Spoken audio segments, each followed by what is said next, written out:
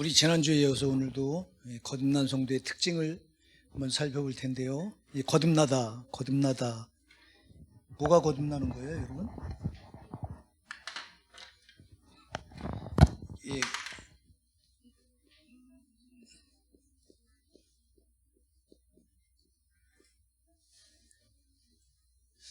우리 예수님께서 요한복음 3장 3절, 3장 5절에서 이 거듭나지 않으면 하나님 나라를 볼 수 없고 거듭나지 않으면 하나님 나라에 들어갈 수 없다 이렇게 말씀하셨는데요.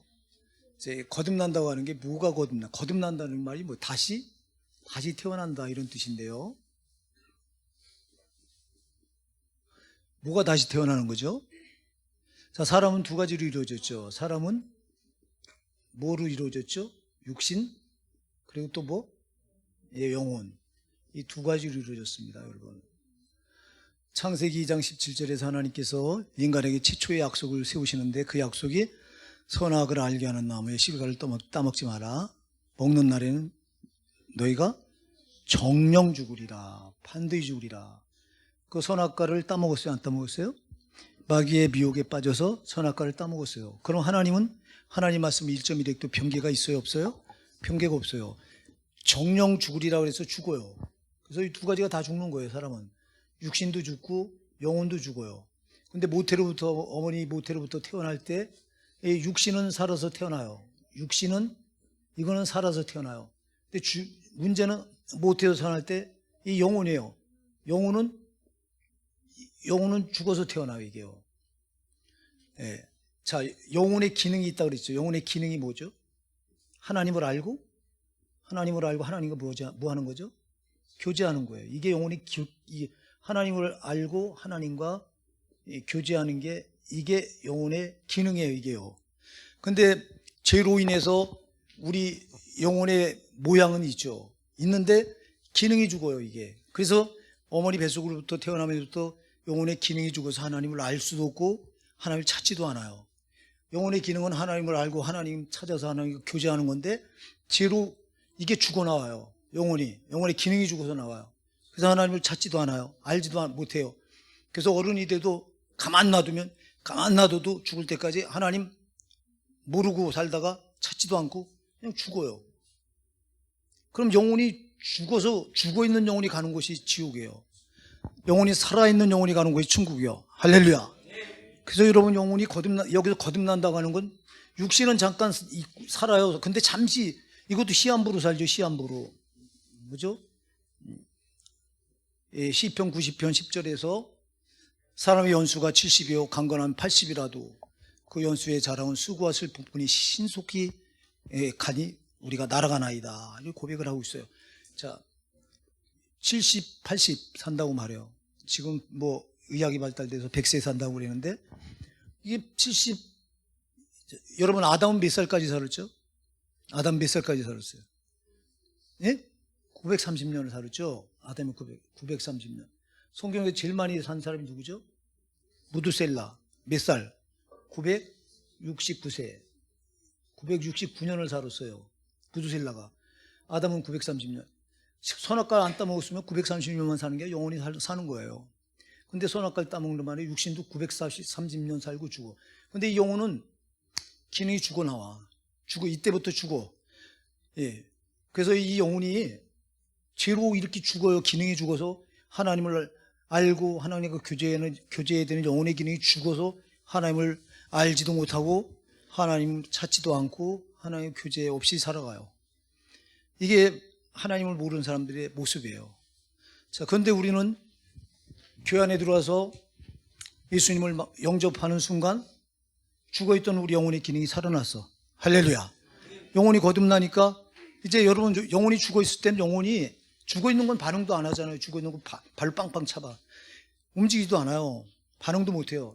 영혼도 똑같아요. 근데 영혼이 우리가 이제 성령으로 거듭나는 순간 성령으로 예수님을 빛이신 예수님을 내가 만나는 순간 죽어있던 영혼이 이제 거듭나 살아났어. 살아나니까 영혼의 요구가 생기는 거야. 이 영혼이 죽어있을 땐 밤낮 육신의 요구 육신 이것만 살아서 이 육신이 이것만 요구가 강했어요. 육신의 요구대로 우리는 살았어요. 육신이 원하는 대로, 육신이 편한 대로, 육신이 또 요구하는 대로 육신에게 끌려다니면서 육신대로 살았어요. 우리 육신대로. 근데 이제 예수님을 성령으로 우리가 영접해 드리는 순간 우리 죽어있던 영혼이 살아나니까, 이게 거듭나니까 이제 영혼의 요구도 생겨. 영혼의 요구는 뭐예요? 영혼은 어디서부터 왔어요? 하나님께로부터 왔죠. 창세기 2장 7절에 보니까 하나님께서 흙으로 사람을 창조하시고 그 코에 생기를 불어넣으니 사람이 생명이 된지라. 자, 하나님께서 흙으로 사람을 만들었어요. 흙이 육신이에요. 그래서 이거는 육신은 땅에서 온 거예요. 그냥 밤낮 땅의 것만 요구해요. 땅의 것만. 이거는. 그래서 땅에 잘 돼야 되고 땅에서 좋아야 되고. 그런데 이 영혼은 하나님이 흙으로 사람을 만들어 놓고 코에다 생기를 불어넣으니 그 생기가 원어로 루하우 그래. 루하우. 그래서 이게 뭐냐면 이게 바로 영혼이에요. 이게 성령이요. 할렐루야. 그래서 이 영혼은 하나님께서 불어넣으신 생기, 이게 영혼이기 때문에 영혼은 땅에서 오질 않았어요. 하나님께로부터 왔기 때문에 하나님께 대한 요구가 생겨나는 거예요. 이제 우리가 거듭나지 않았을 땐 영혼이 죄로 죽어 있어서, 영혼의 기능이 죽어 있어서 하나님을 찾지도 않고 하나님을 알지도 못하고 하나님과 교제할 수도 없고 이랬었는데, 영혼이 거듭나니까 이제 영혼의 요구가 생겨. 그래서 성경 끼고 우리가 교회 나와서 하나님도 예배하게 되고. 할렐루야. 이게 영혼의 요구예요. 야, 오늘 교회 가지 마. 이거 육신의 요구예요. 야, 오늘 같이 좋은 날, 오늘 비가 와서 틀렸구나. 오늘 같이 좋은 날 우리 교회 가지 말고 우리 놀러 가자. 그럼 육신의 요구를 따라간 거야. 우리가 거듭나도. 그러니까 우리 거듭난 성도는 육신의 요구와 영혼의 요구 사이에 껴있는 거야. 그럼 우리가 누구의 요구를 따라야 될까요? 그럼 저 영혼의 요구를 따라야 돼요. 영혼이 요구하는 건 하나님 쪽이요. 아멘? 하나님 찾아 나가자. 하나님 나가서 예배하자. 하나님께 나가서 기도하자. 하나님께 나가서 찬양하자. 하나님께 봉사하자. 다 영혼의 요구예요. 영혼은 땅에 있고 아무 상관이 없어. 근데 육신은 하나님과 아무 상관이 없어. 흙으로부터 왔기 때문에 땅의 것만 요구해. 땅에서 잘 되고 땅에서 잘 먹고 잘 살고 다 육신의 요구야. 여러분, 성경은 말씀합니다. 너희가 육신대로 살면 반드시 죽을 것이로되. 할렐루야. 로마서 8장 13절에 너희가 육신대로 살면 반드시 죽을 것이, 영으로서 몸의 행실을 죽이면 살리니. 영의 요구가 이겨야 돼요. 육신의 요구를. 아멘. 영의 요구가, 거듭난 영혼의 요구가 육신의 요구를 이겨서 영혼이 우리를 끌고 가야 되는데, 거듭났다고 말하면서도 우린 자꾸 육신의 요구대로 끌려가. 이렇게. 그래서 땅의 거 좋아하고 땅에서 즐기고, 목사님들이 이 골프 가서 뭐 골프 친 거 얘기하고, 아니 목사님들이 골프 친 거 자랑할 겁니까 이거? 예? 이걸 자랑스럽게 얘기해요. 이거 수치스러운 거예요. 그 육신 땅에 있고 그거 쳐서 뭐 하려고? 예? 목사님들이 필드에 나가서 물론 운동 해야죠. 그럼 여러분, 그 골프가 한두 푼 하는 게 아니잖아. 성도들이 피땀 흘려서 낸 헌금을, 그걸 가지고 필드에서 나가서 그 골프 치며 자랑해요. 막. 제가 신학교 다닐 때 강사로 나오는 목사님이 큰 교회 목사님이었는데, 골프 쳐야 되는데 오늘 강의하러 나왔대. 그게 자랑스럽게. 여러분, 그 육신의 요구가 자기를 끌고 가는지도 모르고. 예? 아니, 필드 나가서 골프 칠 시간에 무릎 꿇고 기도해야지, 목사가. 근데 이건 어떤 요구가 나를 끌고 가는지도 모르면 안 되잖아요, 이거. 잘 기억하세요. 여러분이 거듭나셨다면 육신의 요구대로 끌려가면 안 돼요. 육신의 요구대로 살면 여러분 반드시 죽어. 반드시 지옥 가야 돼요. 영혼의 요구가 여러분을 끌고 가도록 하셔야 돼요. 그러니까 우리는 선택의 기로에 서 있는 거예요. 옛날에 우리가 거듭나기 전에 영혼의 요구가 아예 없었다니까. 그냥 육신이 요구한 대로만 다 끌려 살았어요. 그런데 예수님을 성령으로 빛으로 내 마음에 영접하는 순간 내 영혼이 거듭나서, 이때부터 영혼이 거듭나니까, 영혼이 다시 살아나니까 영혼이 요구하는 게 생겨요. 요구. 영혼의 요구는 다 하나님과 관계된 거다. 아멘. 육신의 요구는 다 땅에 관계된 거다. 그래서 육신대로 살면 죽는다는 거야. 우리는 영으로서 몸의 행실을 주면 살림이. 영혼의 요구가 육신을 이기고 끌고 가도록. 그래서 우리가 무릎 꿇고 기도해야 되는 거예요, 여러분. 예, 그 훈련하지 않으면 안 돼, 이거. 우리는 육신대로 사는 게 아주 익숙해 있었기 때문에 영혼의 요구대로 사는 게 힘들어. 그래서 이걸 이기려고 우리가 기도하는 거예요. 기도하지 않으면 우리는 밤낮 육신의 요구대로 끌려다니며 살아야 돼요. 기도해야 이걸 이겨. 할렐루야. 기도해야 성령의 도우심으로 우리가 이기면서 육신의 요구대로 안 살고 영혼의 요구대로 하나님 쪽으로 나가서 하나님과 교제하며 살 수 있다, 이 말입니다. 자, 이렇게 거듭나는 게 이렇게 중요한데, 근데 지난 시간에도 말씀드렸습니다만, 이 거듭난다고 하는 게 뭘 말하냐? 거듭난다고 하는 게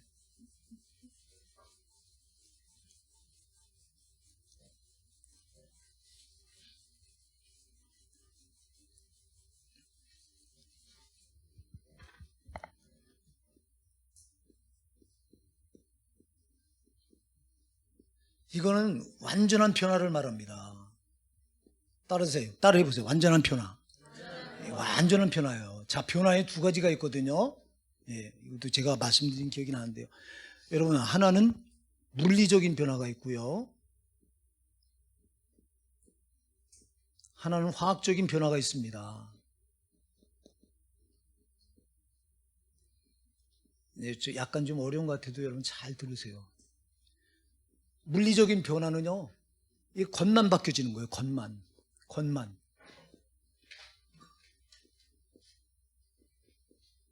화학적인 변화는요, 속이 바뀌어지는 거예요. 속. 겉만 아니라 속이 바뀌어진다. 자, 이런 거예요. 자, 우리가 거듭났다면 두 가지가 다 들어가야 돼요. 할렐루야. 물리적인 변화, 화학적인 변화. 그래서 이 완전한 변화라고 말해요. 완전한 변화. 자, 여러분, 네, 우리가 겉으로 이 물리적인 변화, 겉으로, 자, 여러분 옛날에 예수 믿기 전에 성경 끼고 교회 나왔어요, 안 나왔어요? 안 나왔지. 예수 믿기 전에 여러분 하나님 찬양했어요, 안 했어요? 안 했지. 예수 믿기 전에 여러분 기도했어요, 안 했어요? 안 했지. 예수 믿기 전에 전도했어요, 안 했어요? 안 했지. 근데 지금 예수 믿고 나서 여러분 성경 끼고 예배당 나오시죠? 하나님 앞에 찬양도 하시죠? 예, 기도도 하시죠? 예, 이게 다 이건 외적인 변화예요. 외적인. 겉으로 변화된 거예요, 여러분. 예, 우리가 이게 예수 믿기 전에는 안 하던 걸 예수 믿고 나서 이렇게 보이게 해. 예, 기도하고 예배하고 찬양하고 뭐 전도도 하고 봉사하고 다 겉으로 이렇게 보여지는 게 바뀌어진 거예요. 겉이 바뀌어진 거예요. 이걸 물리적인 변화라고 말해요. 문제는 속이 바뀌어야 되는 거예요. 할렐루야. 거듭나면 속이 바뀌어야 돼요. 속이 뭐예요? 우리 마음. 아멘. 자, 마음이 바뀌어져야 돼요. 마음이. 자, 우리가 이게 마음이 바뀌어지는 게, 속이 바뀌어지는 게 화학적인 변화예요. 자, 어떤 분들은 겉은 변화됐어요. 겉은 외형적으로 보이는 건 뭐 하나님께 나와 성경책 끼고 하나님께 나와 예배드리고 찬양도 하고 기도도 하고 뭐 전도도 하고 봉사도 하고 해요. 근데 중요한 거는 겉은 변화됐는데 속은 안 변화됐어. 속은 여전히 미움이 꽉 차 있고 시기, 교만, 질투, 그리고 또 여기 또 음욕, 정욕, 이기심, 이런 게 꽉 차 있어. 여러분, 제일 거듭날 때요, 속이 바뀌어져야 돼요. 할렐루야. 그게 바로 회심이에요. 회심. 회심이라는 게 뭐냐면, 회심, 이 화학적인 변화는 회심을 말합니다. 회심이 뭐냐면, 자, 우리가 예수님 몰랐을 때 우리 마음은 전부 죄로 꽉 차 있었어요. 죄가 어둠이잖아. 어둠으로 우리 마음이 꽉 차 있었어. 근데 우리 예수님은 빛이세요, 어둠이세요? 빛이세요. 빛인 예수님이 성령으로 내 안에 조명이 되니까 나를 들어오신 성령이 빛이신 예수님이 내 안에 들어오니까 내 안에 있는 더러운 어둠이 그냥 폭로가 되는 거예요. 이게. 예, 빛이 오니까 어둠이 무너지는 거예요. 할렐루야. 이게 회심이에요. 이게. 아, 내가 변화돼야지 하고 의지를 가지고 변화되는 게 아니라 빛이신 예수님이 내 안에 어둠으로 꽉 차 있는, 죄로 꽉 차 있는 내 안에 빛이신 예수님이 들어오니까 내 안에 세팅되어 있던 이 어둠이, 죄가 그냥 무너지는 거예요. 할렐루야. 그래서 내 안에 있던 죄가 나도 모르게 막 자동 토설되고 눈물 콧물 다 흘며 죄가 생각나지 않았던 죄까지도 다 내 입으로 토설합니다. 여러분, 막 예수님을 인격적으로 성령으로 탁 만나는 순간 이게 회심이에요. 이때 무슨 변화가 아니라 이때 이 회심을 통해서 여러분 속에 죄로 겹겹이 쌓여있던 죄가 무너지고 예수님의 성품으로 세팅이 되는 거예요. 할렐루야. 예수님이 탁 내 안에 왕으로 들어오시면서 이제 어둠은 이때 무너져서 내 속이 변화가 되는 거예요. 여러분, 거듭났다고 하는 말은 물리적인 변화, 겉만 변화되면 안 돼요. 화학적인 변화, 속까지 바뀌어져야 돼요. 그래야 진정 거듭난 거예요, 이게. 근데 속은 안 변화되고, 예배당, 교회 나가서 그냥 예수 이름 부르고, 예수 이름 부르고, 예배 드리고, 기도하고 찬양하니까, 나는 천국 간다. 이러면 안 돼요, 이거. 가짜예요, 이거. 거듭나면 여러분 완전한 변화가 일어나야 돼요. 겉모양만 아니라 속도 바뀌어야 돼요. 속이 안 바뀌어지고 거듭났다? 거짓말이에요. 이게 거짓구원이야. 오늘 여러분 정말 다시 한번 점검해 보시기 바랍니다. 그래서 여러분, 성도는 절대 누군가 미워하면 안 돼요. 여러분 속에 미움이 있다면 내가 정말 거듭났는가, 내 영혼이 거듭났는가를 다시 점검해 보셔야 돼요. 물론 거듭나도 마귀가 미혹을 해서 계속 내 마음을 공격을 해서 내 마음에다 계속 미움을 심어주다 보면, 여기에 우리가 미혹당해서 미움을 받아들이다 보면 사랑은 없어지고 미움이 내 안에서 또 자라기 시작합니다. 이거 위험한 거거든요, 이건. 이런 경우도 있어요, 물론. 그러나 거듭난 사람은요, 자, 오늘 그래서 우리가 어제 살펴봤잖아요. 지난주에 살펴봤잖아요. 거듭난 사람 특징. 자, 여기 보면 요한일서 18장 5장 18절에서 하나님께로 난 자마다 그랬어요. 하나님께로 난 자가 누구예요? 이 사람이 거듭난 사람이에요. 아멘 하세요. 하나님께로서 난 자가 바로 하나님께로서 난 자. 이 사람이 곧 뭐라고요? 거듭난 사람이에요. 아멘? 네, 거듭난 성도예요, 이 사람이. 우리가 요한복음 1장 12절부터 13절에 보면요, 이런 우리가 잘 아는 말씀이죠. 영접하는 자, 곧 그 이름을 믿는 자에게는 하나님의 자녀가 되는 권세를 주셨으니, 요거만 가지고 1장 12절만 가지고 사람들은 나는 예수님 영접했어, 나 예수님 믿는데, 나 그래서 하나님 자녀가 됐어, 막 이래요. 자, 그러면 그 다음 13절이 중요해요. 12절에서 믿는 자, 곧 영접하는 자, 곧 그 이름을 믿는 자에게는 하나님의 자녀가 되는 권세를 주셨으니, 이는 13절에 이는 혈통으로나 육적으로나 사람의 뜻으로 난 것이 아니요 오직 하나님께로서 난 자들이니라. 혈통으로나 육적으로나 사람의 생각으로 나면 안 돼요. 인본적으로 나면 안 돼요. 아멘. 이거는 하나님께로 나야 돼요. 아멘. 다시 말해서 성령으로 나야 돼요. 성령으로 거듭나야 진짜 거듭난 건데, 혈통으로나 육적으로나 사람의 뜻으로 나면 안 돼. 내 이성으로, 내 지식으로 예수를 받아들이고, 이거 우리가 진짜 이거는 아주 경계하고 또 경계해야 됩니다. 내 이성으로, 지식으로, 예수님이 내 죄를 위해서 십자가에 못 박혀 죽으셨어, 그러니 예수님이 나의 구세주고 나는 구원받았어, 이렇게 말하면 안 된다는 거야. 인본적인 방법으로는 이 사람 쪽에서는 접근이 안 돼. 이게 구원이, 거듭나는 게 하나님이 하셔야 돼요. 아멘.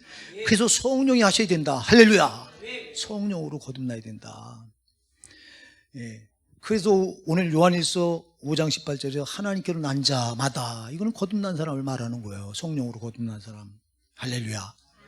자, 이 사람의 특징이 뭐냐? 이 사람의 특징이 뭐야? 하나님께 난 자마다 뭐 한다고 그래요? 범죄치 아니한다. 첫째 특징이에요. 여러분 이거 지난주도 이거 살펴봤어요. 거듭난 성도의 특징, 이거 열매인데요. 이 열매가 첫째가 죄와 연관되어 있어요. 죄를 짓는다, 못 짓는다? 죄를 못 짓는다. 자, 여기서 말하는 죄는요, 제가 요한일서 5장 앞절에 나오는 16절 말씀을 지난번에도 읽어드렸죠. 우리 한번 16절을 같이 한번 읽어볼게요. 시작. 누구든지 형제가 사망에 이르지 아니한 죄에 범하는 걸 보거든 구하라. 그러면 사망에 이르지 아니하는 범죄자들을 위하여 저에게 생명을 주시리라. 사망에 이르는 죄가 있으니 이에 대하여 나는 구하라 하지 않노라. 자, 사망에 이르는 죄가 있고 사망에 이르지 않는 죄가 있어요. 근데 여기서 이 죄를 짓지 않는다고 하는 건 무슨 죄예요? 사망에 이르는 죄를 짓지 않는다는 거예요. 아멘. 사망에 이르는 죄와 사망에 이르지 않는 죄가 뭘까요? 이거 지난주에 제가 설명했죠. 사망에 어떤 죄라도 회개하면 사망에 이뤄요? 안 이르러요? 안 이뤄요. 여러분, 그러니까 여러분 죄 짓고 회개하면 절대 사망에 이르지, 지옥에 가지 않아. 아멘 하세요. 그러면 사망에 이르는 죄는 어떤 죄예요? 죄를 짓고도 회개하지 않는 거. 여러분 주변에 이런 사람들 많아요. 교회 잘 다니다가 교회 떠나서 절대 안 돌아와요. 회개하지 않아요. 이건 사망에 이르는 죄요. 내가 예를 들어서 내가 시험 들었어. 교회 다니다가 시험 들었습니다. 시험 들어서 내가 교회를 떠났습니다. 목사님한테 시험 들어서 떠났어. 아니 우리 뭐 장로님이나 권사님들한테 시험 들어서 떠났어요. 교회를. 잠시는 떠날 수 있어요. 근데 이 떠나서 거듭난 사람들은요, 하나님을 아주 못 떠나. 왜 못 떠나요? 내 안에 거듭난 씨가 있기 때문에, 그 씨가 성령, 말씀. 할렐루야. 말씀이 여기 자리 잡고 있기 때문에, 성령이 내 안에 계시기 때문에, 성령이 하나님 떠나 있으면요 그냥 안 둬요. 괴롭게 만들어요, 내 안에서. 응? 시편 32편 3절에서 다윗이 뭐라고 고백해요? 내가 토설치 않을 때 종일 신음함으로 내 뼈가 새하였도다. 주의 손이 주야로 나를 누르시오니 내 진액이 화하여 여름 가물에 마름같이 되었나이다. 다윗이 회개치 않을 때 주의 손이 주야로 그를 찍어 눌렀대요. 그래서 너무너무 괴로워서 자기 진액이 화하여 여름 가물에 바짝 마른 삭장과 같이 자기가 영혼이 바짝 말랐다고 고백을 해요. 보세요. 여러분, 거듭난 사람이 죄를 짓고 토설치 않고 회개치 않고 이걸 여기다 둘 수 있다고? 없어. 이게 왜 못 두냐? 왜 여기다 죄를 못 두냐? 내 안에 있는 성령이 죄를 밀어내는 거예요. 이렇게. 그게 양심의 가책으로 나타나는 거야. 할렐루야. 양심을 괴롭게 하는 거예요. 그러니까 우리가 하나님을 떠나서 거듭난 사람은 떠나 있으면 괴로워서 못 견뎌도 다시 돌아오게 돼 있어. 이게 아멘 하세요. 거듭난 사람은 잠시 떠날 수 있지만 하나님을 아주는 못 떠난다. 거듭난 사람은 그 안에 하나님의 씨가 있기 때문에, 하나님의 말씀이 살아있기 때문에, 성령이 그 안에 자리 잡고 계시기 때문에, 하나님을 떠나서 사는 걸 내 안에 계신 성령이 용납하지 않으시기 때문에 결국 돌아오게 돼 있다. 할렐루야. 근데 거듭나지 않은 사람은 교회를 떠나면 아예 안 들어와. 편해. 아유, 내가 뭐 하려고 그렇게 말씀에 얽매여서 교회를 다녔나. 아유, 지금이 얼마나 편해. 제 세상에 예수 안 믿으니까 이렇게 편한 걸 이래요. 이게 거듭나지 않은 사람들의 아주 특징이야.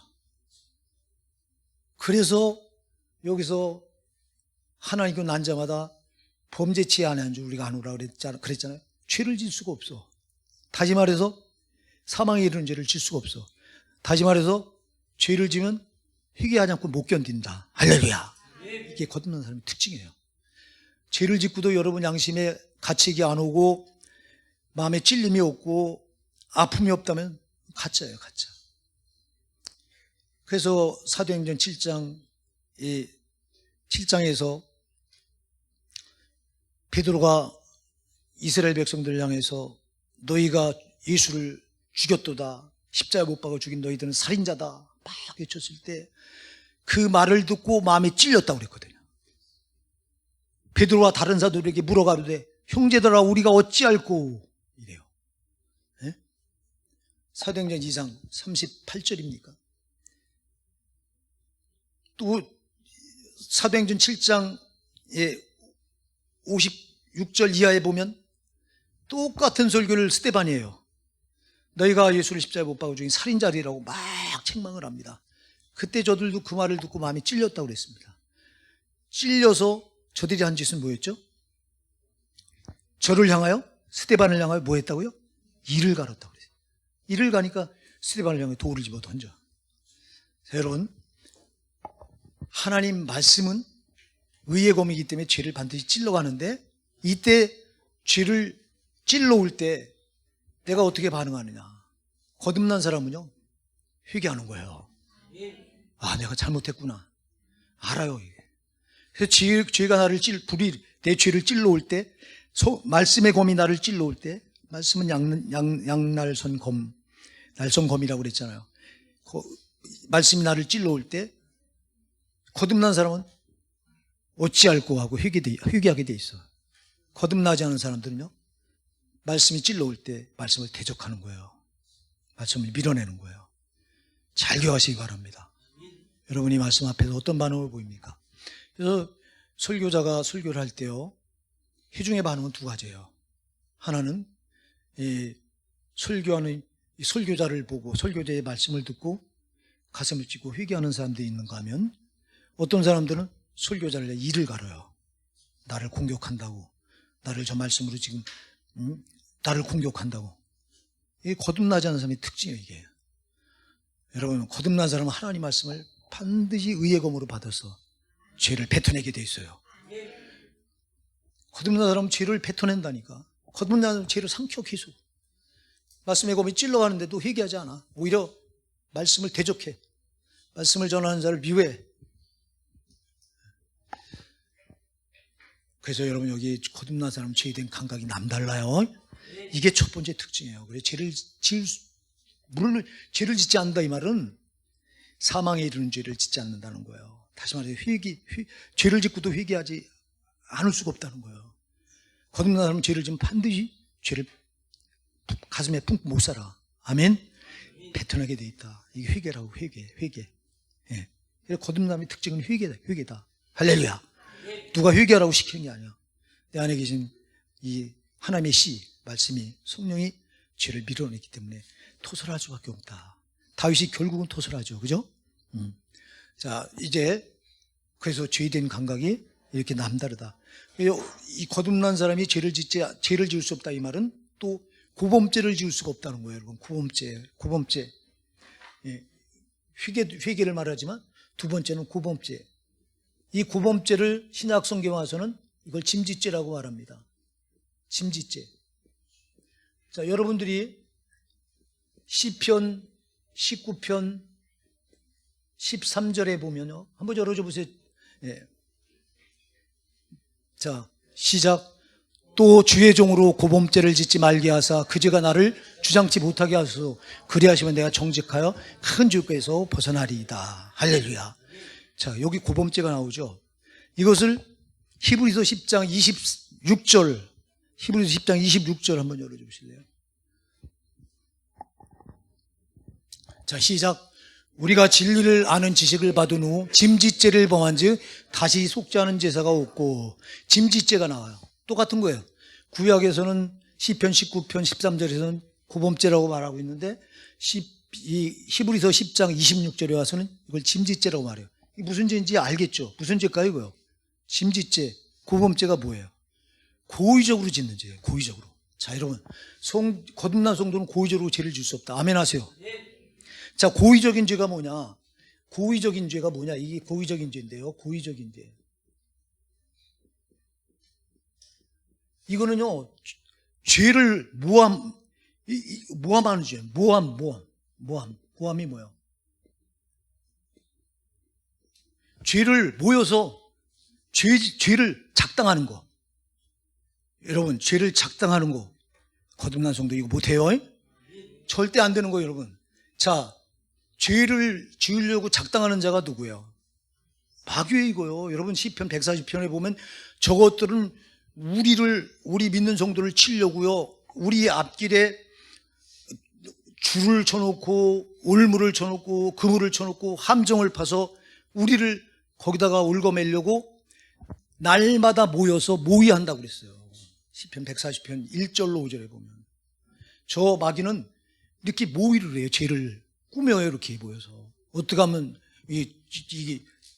저 성도를 넘어뜨려 죄 속으로 밀어넣을까 하고 모여서 작당을 해. 이렇게 모의를 한다고. 여러분, 이건 사단이 하는 짓이에요. 거듭난 성도는 절대 죄를 모의할 수 없다. 아멘 하세요.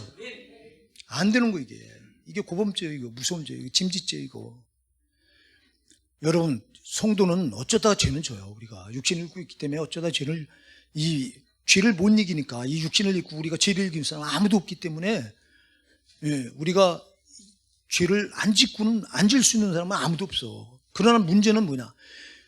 죄를 모의해서 짓는 이런 죄는 거듭난 성도 절대 할 수 없다. 아멘 하세요. 왜? 내 안에 하나님의 씨가 있기 때문에.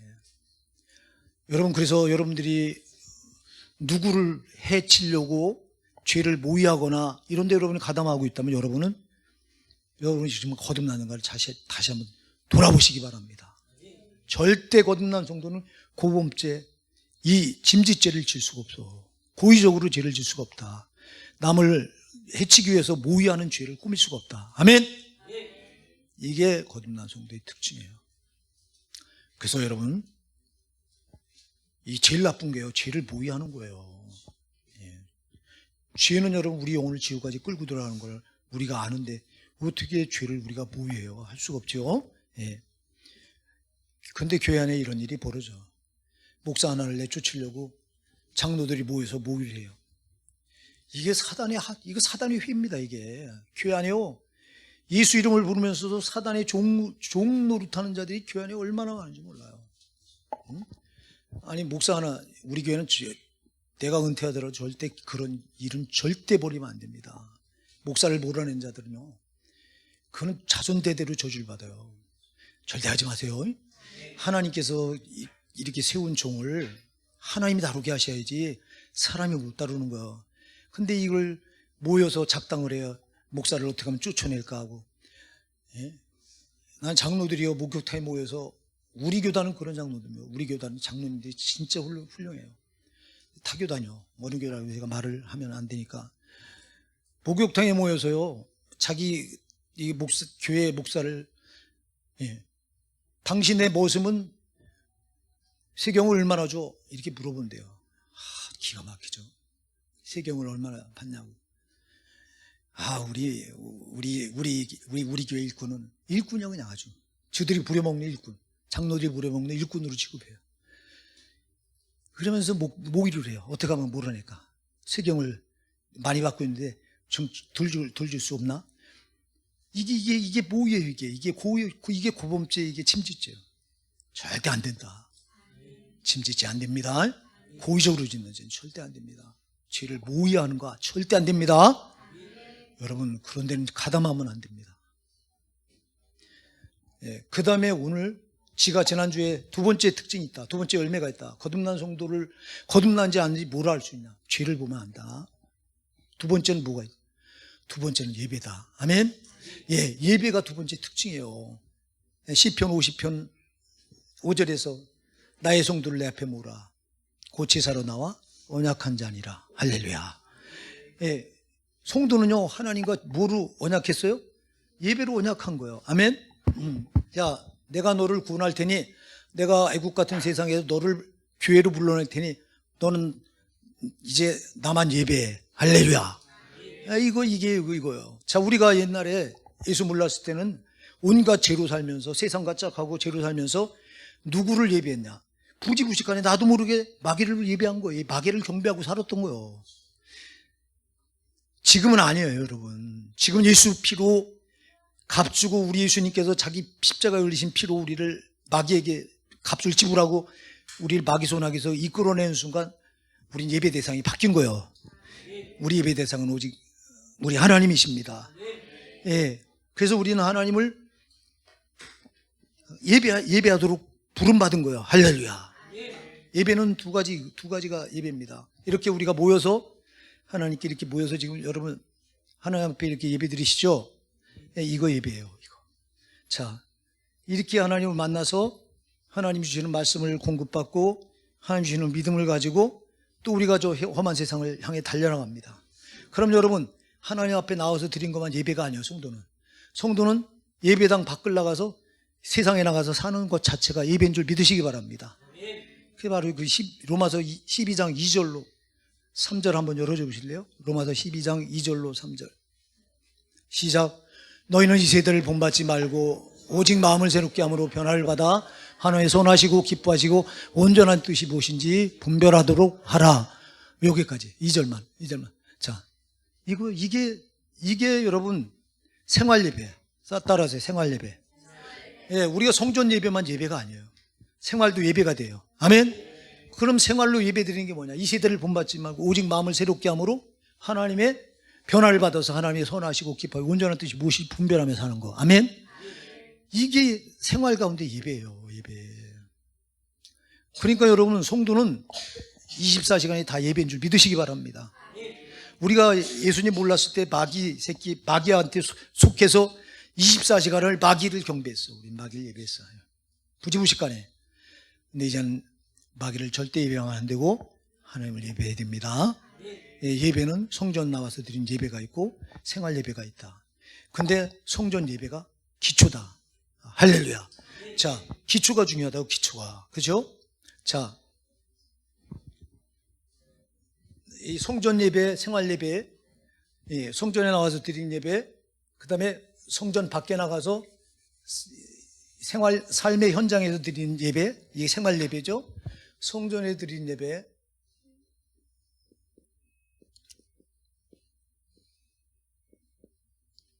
이거 성전 예배죠. 성전 밖에서 삶의 현장에서 드린 예배. 이게 무슨 예배? 생활 예배. 따라서 생활 예배. 생활 예배. 그러니까 성전 안에서건 성전 밖에서건 성도는 오직 누구만 예배하도록 돼 있다? 하나님만 예배하도록 돼 있다. 그런데 성전 예배가 예배의 기초다. 건물을 세워나갈 때 기초가 튼튼해야 여기다 세울 수 있죠. 아멘? 기초가 여러분 삼풍백화점이 왜 무너졌어요? 뭐가 문제였어요? 기초가 엉망이었어요. 기초가. 그래서 삼풍백화점이 무너져가지고 그때 성수대교가 왜 무너졌어요? 성수대교 무너진 거 알죠, 여러분? 아주 오래전에. 몇 년도에 무너졌죠, 그때? 너무 오래돼서 기억이 잘 안 나. 성수대교 왜 무너졌어요? 그 기초가 엉망이다 그래요. 기초가 중요합니다.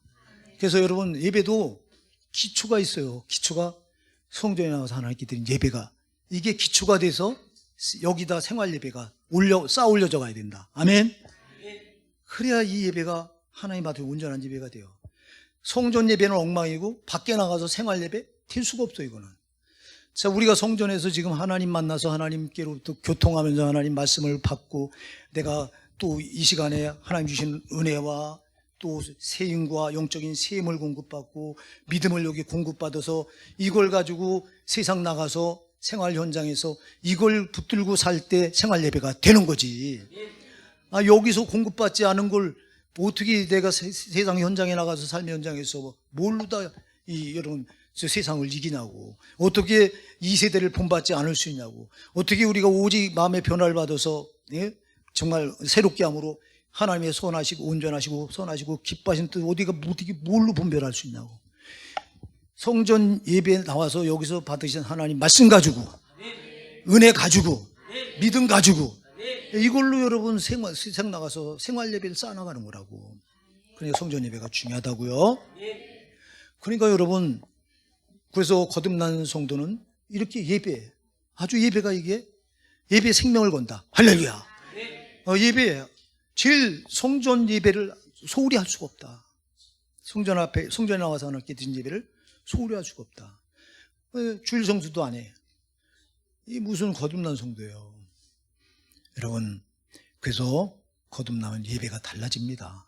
예배가 절대 형식적인 예배 드릴 수가 없고요. 왜? 예배를 통해서 하나님과 진심으로 교제가 이루어지고 교통이 이루어져서 하나님께로부터 이 시간에 하나님 주신 모든 은혜, 은사, 성령 충만, 이거 다 이걸 공급받는데, 그러나 거듭나지 않은 성도는 예배가 소중한 줄 몰라서 예배 단전해 놓고 살아도 괴로운 줄 모른다. 그러나 여러분, 거듭난 성도는 예배가 끊어지면 괴롭다. 아멘 하세요. 예배가 잘못되면 거듭난 성도는 괴로워서 못 견뎌요. 하나님과 교통하는 예배가 지금 안 이루어져. 지금 이 성전 예배 나와서 미쳐요 이거요. 거듭난 성도는요. 정말 강단에서 내가 살고자 하는, 내 영혼이 살고자 하는 목소리가 들려와야 되는데 이상한 유괴 소리 들려오고 엉뚱한 소리 들려오고 하면요, 기갈이 들려서 미치는 거예요. 이게 거듭난 성도의 특징이에요. 여러분이 예배를 끊어놓고는 살 수 없다. 아멘. 예배가 끊어지면 못 견뎌 이게. 그래서 거듭난지 안 난지를 뭘 보면한다? 첫째는 죄, 두 번째는 뭐? 예배. 아멘. 예배로 하는 거예요. 예배. 그러면 세 번째는 뭘까요? 세 번째 오늘 거기 나오죠. 자, 하나님께로 난 자마다 범죄치 않은 줄 우리가 아노라. 하나님께로 나신 자가 저를 뭐하며? 지키시매 악한 자가 저를 만지도 못하느니라. 자, 두 번째 거듭난 성도의 특징이 뭐예요? 악한 자가 누구예요? 마귀예요. 귀신들이에요. 마귀 귀신들이 만진다 못 만진다? 못 만져. 왜 그럴까요? 거듭난 성도는 누구와 연합되어 있어요? 그러면 우리 예수님과 연합되어 있어요. 예수님과 연합되어 있는데 이게 어떻게 마귀가 감히 와서 만져요? 근데 여러분 잘 기억하셔야 돼요. 만질 수 있어요. 어떤 때 만지냐? 우리가 죄를 지면.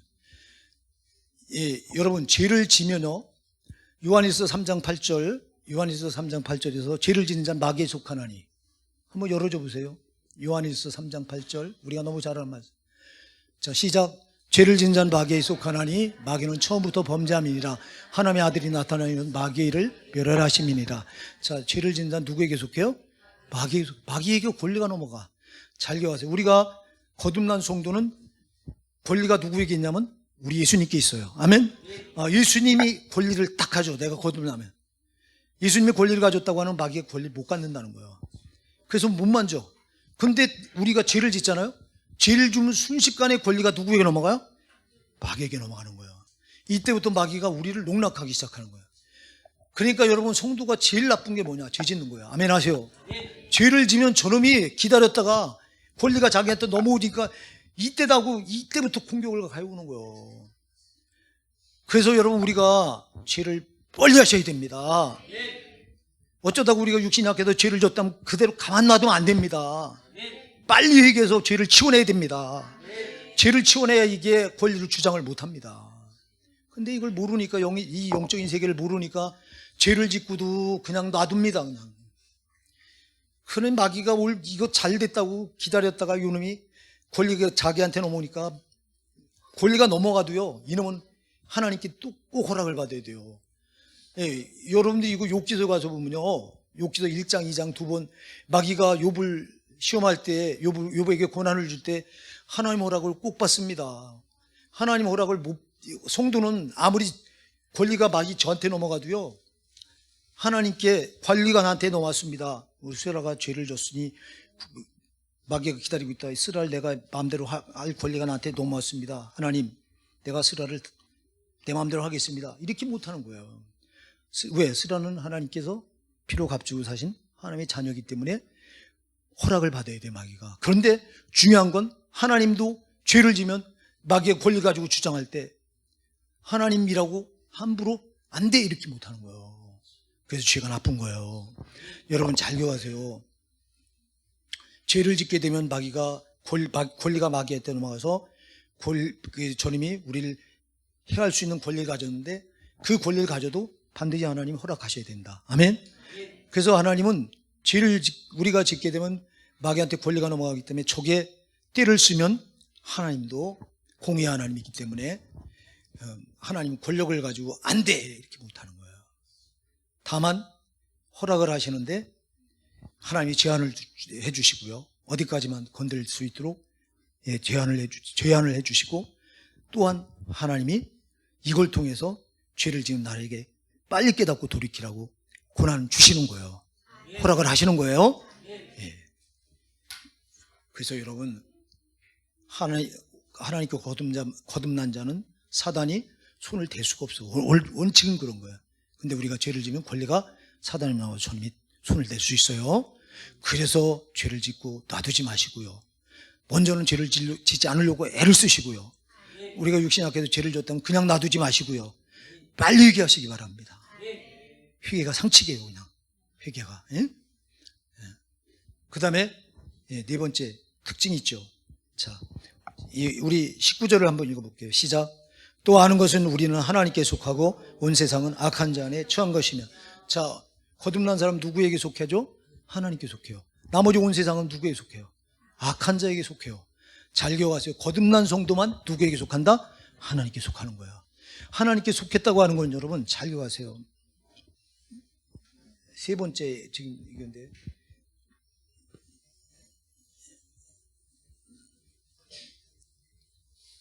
여러분이 하나님께 속했는지 마귀에게 속했는지 뭘로 알 수 있을까요? 자, 거듭난 사람은 하나님께 속했다, 이렇게 말해요. 속했다. 온 세상은 누구한테 속했다? 온 세상은 마귀, 악한 자.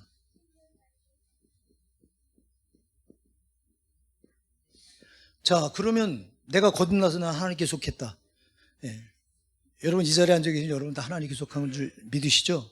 네. 그러면 내가 뭘로 하나님께 속했는가를 알 수 있냐? 열매. 자, 여러분, 마귀가 별걸 가지고 다 속여요. 근데 딱 속이지 못하는 게 하나 있어요. 뭐를 못 속이죠? 열매를 못 속여요. 아멘 하세요. 마귀가 그래서 우리가 하나님 앞에 뭘 가지고 쓰냐? 하나님 앞에 여러분 내가 열매를 가지고 쓰는 거예요. 열매. 다른 거는 다 속여 이게 마귀가. 근데 열매를 못 속여. 그래서 예수님께서 그 열매로 그 나무를 알라 그랬어요. 열매. 자, 그러면 하나님께 속한 걸 뭘로 알 수 있냐? 열매로 알 수 있어. 열매. 하나님께 속한 사람은 하나님께 속한 열매가 있어. 그게 뭘까요? 그게 따라서 의의 열매. 자, 마귀에게 속한 자는 그럼 마귀의 온 세상은 악한 자, 마귀 안에 처해 있다고 그랬는데, 그럼 악한 자에게 속한 자도 열매가 있죠. 악한 자의 열매는 뭘까요? 따라서 불의. 불의가 뭐죠? 죄예요. 이게 죄. 자, 여러분, 그러니까요, 하나님께 속한 사람은 열매가 의의 열매를 맺어. 할렐루야. 의의 열매.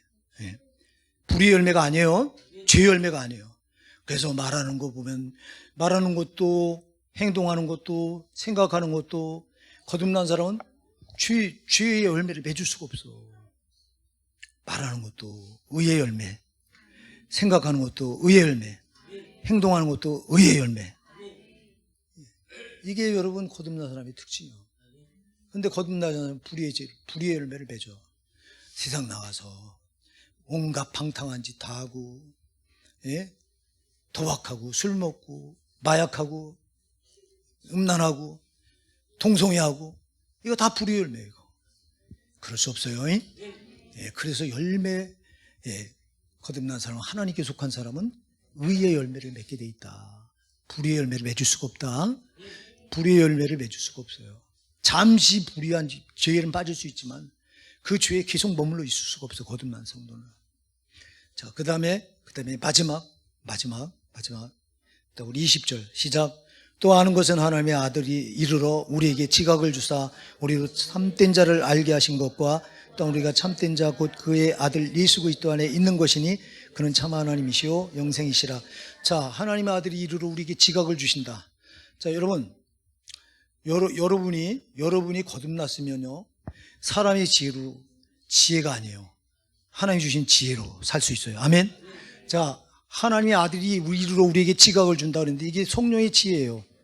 자, 고린도전서 12장에 제일 먼저 나오는 지혜가 있죠. 제일 먼저 나오는 은사가 있죠. 무슨 은사죠? 지혜의 은사. 지혜의 말씀, 지식의 말씀. 이게 제일 먼저 나와. 여러분, 우리가 하나님을 우리 인간의 지혜와 지식으로는 알 수가 없어. 아멘 하세요. 그래서 성령의 지혜와 지식이 와야 알아. 아멘. 그러니까 우리가 사람의 지혜와 지식으로 접근해서 알려고 하니까 예수, 아버지 하나님, 성자 예수님, 성령, 제3의 성령 하나님이 희미한 거예요. 안 느껴지는 거예요. 하나님은 여러분 눈에 안 보여도 우리가 실체적으로 만질 수 있으면 만져줘야 돼요. 아멘 하세요. 경험할 수 있어야 돼요. 이렇게 경험되지 않은 하나님은 막연한 거, 이게 비상적인 하나님은 신앙이 그림자가 아니에요. 신앙은. 아멘 하세요. 신앙은 실체라고요. 그래서 이사야 선지자가요, 이스라엘 백성들에게 탄식하면서 하는 외치는 메시지가 있어요. 이사야 56장 19절이에요. 이사야 56장 19절 한번 열어줘 보세요. 54장 19절이냐 56장 19절이냐 잘못. 이사야 56장 19절인가 한번 열어줘 보세요. 이사야 56장 19절. 우리 집사 왜 안 나와요? 왜? 응? 왜 이래 내가. 56장 19절이 없어요. 54장 19절 한번 열어줘 보세요. 없어요? 54장 19절도 없어?